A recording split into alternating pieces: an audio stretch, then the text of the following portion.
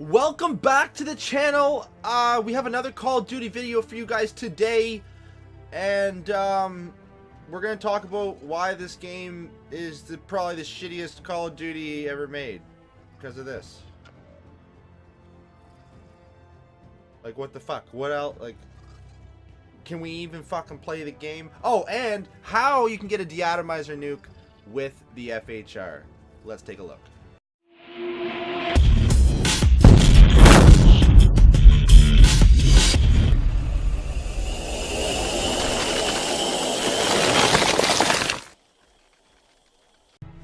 Alright guys, so I had this really good video planned. I was going to break down the FHR nuke variant, what I would use for the FHR, and then I tried to go online and I can't because the game's fucking broken again. What else can go wrong with this game? I don't know. It feels like they're not even done making it yet. I mean, and it's starting to get on my nerves. Don't take it as I hate Infinite Warfare. I think it has a lot of potential. I like the way it plays, but it never works. Like, half the time I sit down to play this, I can't get online, or I mean, there's just so much shit missing. Like, for example, they just installed or introduced through an update that you can pick teams in custom games. Like, is that not a fucking setting that you should have in Call of Duty? Like, I think that's like that would be like the first thing I would think, okay, pick teams. We need to have that. We need to make sure that's in the game. You know, like, I don't know. Crazy shit. Feels like they just didn't put effort into making sure that, like, this game is going to be working properly when it's released. And I don't know, it's starting to get on my nerves. Don't even get me started about lag compensation. There's another video on YouTube where you just see people dying, like, fucking 13 feet behind a wall. You know what I mean? Just because of the lag compensation and the host and all that garbage. I don't know. Just frustrating. Frustrating shit. And unfortunately, I'm not going to have any gameplay to back up this FHR stuff like I usually do because I can't get on. You know, I click on multiplayer and it says unable to access servers. So that's me venting my hate for all the problems that this game has come into since its release. But without further ado, let's get into the FHR class. Coming from a guy who's never actually gotten a deatomizer, as you guys all remember, I stopped going for them after I went 24-0 and got so frustrated with this game that I just have a grudge. I have a really hard grudge against going for deatomizers right now. They're gonna kill me. And but I'll tell you exactly what I would use on the FHR if I was going to go for it. Now let's take a look. Obviously I'm in local play because I can't access online, but use the variant, use the nuke variant, right? The purple one, the legendary one. Make sure that's set for your FHR. Now don't use an optic. I mean, it's just a waste of a spot for this gun. The optic on this gun, the iron sights if you will, is basically a small elo sight. Very green, I think, and it's very good. I like it. I actually don't mind it. Foregrip is probably necessary, like very necessary for this gun. The kick is already, you know, extremely bad, the accuracy, and if you're gonna have to get into that medium range gunfight, you need foregrip to make sure you don't die when you're on a 15 kill streak. Next is there's a couple options. Depending on your game style, if you're gonna be aiming down sights all the time, but the game style I'm gonna show you, I don't. That's why I want laser sight on. It tightens that hip fire spread. I like to play fast with this. I like to patrol. I like to patrol a small area of the map. For instance, in Frontier, you can patrol the med bay area, just looking into the main hallway, turning around and looking back into the hallway that goes into one of the spawns in that med bay area. I just patrol that back and forward, so, you know, getting into that close gun battle when you have to hit fire that laser sight might speed up the that kill and save your life. So that's an option just based on the way I play in those tight quarters with the FHR. And then the last one here, you can either choose quick draw, could be very crucial, and then depending on which class, like which battle rig, combat rig, sorry, that you use, extended mag can increase that amount of ammo that you have in the FHR. It's not very high as it is, so having those extra bullets in each clip is very crucial. So I mean, you can choose, you know, extended mag. Quick draw is also a very viable option. And then, like, suppressor, Suppressor, it depends on how you're going to be playing. I mean, if you're going to be not moving around very much, like when I'm saying I patrol a small area, I'm pushing each doorway. You know, I push out each doorway, get the kill, turn around. You know, someone saw you on the map, so they're probably going to be coming from your opposite direction. You turn around, approach it, kill them, and just keep flanking both sides of that area you're covering. So you don't really need suppressor, but if you're not really playing that style, suppressor can keep you off the map, keep you hidden. Rifled barrel, I mean, I don't think it's worth it.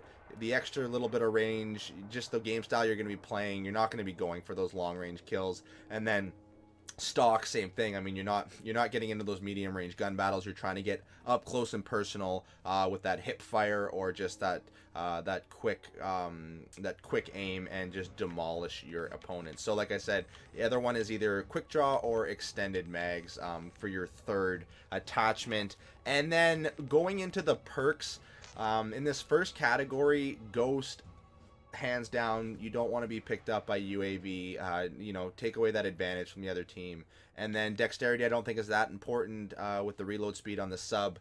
If you do need a second perk, that would be the one. Dexterity would be the one that I use. It would suck to get killed during a streak by maybe like a warden or whatnot, but you can find cover in most maps from a warden, so it's not necessary to waste a whole perk slot for blind eye. So Ghost for sure, and if you're gonna go with a second perk one, put dexterity on.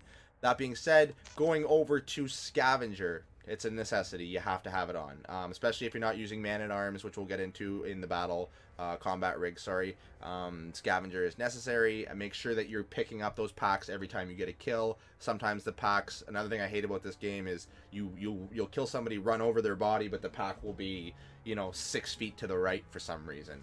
So make sure you're picking up the packs. Be conscious of it. Be conscious of that icon popping up on your screen.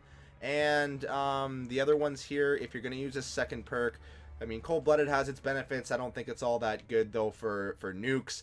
Tracker, like I said, I mean, it can give you, maybe 1 or 2 extra kills on someone that maybe you didn't see go into a room. But I think the other one here that's important is Hardline with your UAV counter and advanced UAV streaks. It can really cut down on a full kill for getting that UAV, giving you that advantage to know where the enemies are, and tally that streak up very, very quickly. So Scavenger for sure. If you're going to go second perk, I would go Hardline to help us out with our score streaks. Now, Dead Silence is a must. You do not want to be getting Sound Horde and killed via, people with their Turtle Beaches cranked up to 100.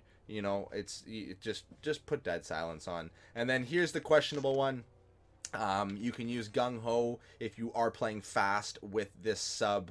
Mid sprint, you don't want to get killed by pulling up your gun. You want to be able to just get that quick shot off and eliminate them with the FHR, because it will melt any gun up close. It shoots very, very quickly.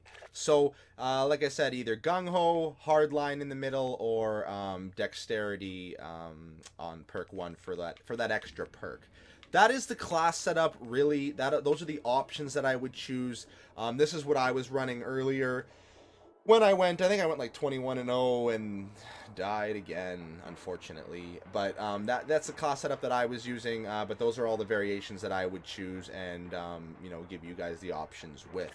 Now, that being said, like I explained just a minute ago, the score streaks you want to use are UAV counter and advanced UAV. Advanced UAV recently received a buff. It finally shows everybody, even ghost people, so that's good. It still pings. I mean, unlike the old advanced UAV, which was super, super OP, but that's okay. It's definitely worth it now. UAV counter and advanced is the way I would go for getting nukes. And then last but not least, for the sub machine gun, reactive armor and man-at-arms is a good first option. That man-at-arms giving you that incredible amounts of ammo, but because you're playing up close and personal and you have Scavenger on, it's not a necessity. You're going to be picking up Scavenger packs almost every kill because you're like right up against the enemies that you're trying to kill. Unlike an assault rifle, the NV4, when you get a kill and you're not necessarily going to go pick up that pack. So this is one option. The one that I like to use, though, the one that I would recommend for the sub, it definitely helped out, is put rear guard on the Phantom, and then put Pulsar on. Pulsar, especially if you were to run overclock, I didn't suggest it in the perk tree, but if you did, every time you use Pulsar, it basically shows like everybody on the map exactly where they are running and stuff like that.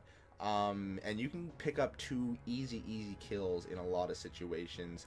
And it can, you know, get you from 15 to, you know, 17, 18 kills in the streak, and it can just give you a good boost to your kill streak. So that is one option for using the FHR, especially when you're up close and personal. But then last but not least, obviously, like everybody else in the world is using right now, Synaptic Rewind and Propulsion.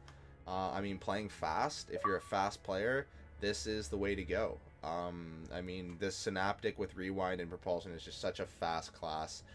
It's very hard to keep up with sometimes, and if you're really good with the FHR and you use this class, you can get the edge on some people and get that de-atomizer. So that is it, guys. That is the tips I can give you for this class. I hope you guys enjoyed it. If you guys did, and if you guys get a de-atomizer from these tips, definitely let me know. You guys will probably start, you know, motivating me to go back and try to go for a de-atomizer again. So, you know, let me know in the comments below if you guys do pick up one from these tips. So, hope you guys enjoyed it. If you did, drop a like, drop a thumbs up on the video. I don't want to set a goal. I know people do that. Oh, let's get 100 likes. You know what I mean? I'm not all about that, but I'm loving the support, guys. I mean, you guys have been absolutely amazing. The likes have been awesome. I mean, 20 likes I'm pumped to get, you know what I mean? And you guys have been doing that no problem. Also, huge thumbs up. I'm gonna really highlight it in my next video. 100,000 views. Like, what the fuck? I don't even have 2,000 subs. 100,000 views. I mean, it must mean I'm doing something right. I see these 10,000 subscribed channels out there that have like 60,000 views. I mean, views over subs. The content, it sounds like the content's there, guys. I mean, I'm gonna keep posting for you guys, but until the next video, stay on the beam. You do you. Live life your way, because that's the way it's meant to be. Cheers, you beauties.